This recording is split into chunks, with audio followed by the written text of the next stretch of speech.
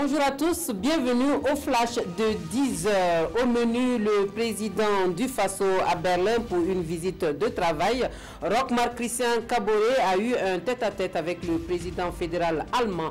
Rien à filtrer de ce huis clos. Le programme de séjour du chef de l'État burkinabé dans la capitale allemande prévoit une rencontre avec la chancelière allemande Angela Merkel et des entretiens avec des opérateurs économiques germano-africains. C'est hier dans l'après-midi que le chef de l'État burkinabé est arrivé à Berlin. Au Burkina Faso, l'on parle de relecture de la loi numéro 030 du 20 mai 2008 sur le VIH-Sida, qui, semble-t-il, porte ombrage aux articles protecteurs, limitant ainsi sa pertinence. La rencontre entre les acteurs de lutte contre le VIH-Sida et les parlementaires est un plaidoyer pour un engagement des députés pour accompagner cette relecture. Le point complet des échanges à suivre dans notre édition de 13h.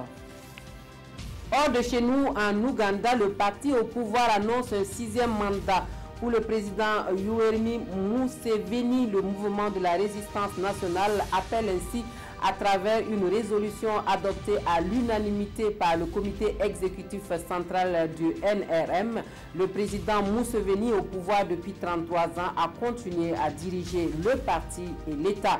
L'opposition réagit à cette annonce et accuse le président de vouloir rester au pouvoir à vie.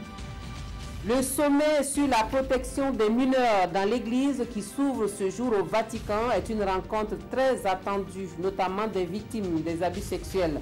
Il s'agit d'un sommet international crucial pour l'Église, miné par des scandales d'agression sexuelle. Les participants venus du monde entier vont se réunir à Rome pour 72 heures d'échange et chacun repartira avec une feuille de route pour mettre fin aux errances du passé et savoir comment régler le cas d'un prêtre abuseur.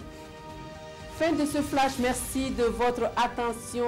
Je vous retrouve tout à l'heure à 13h pour un point complet des informations de la mi-journée. À tout à l'heure alors.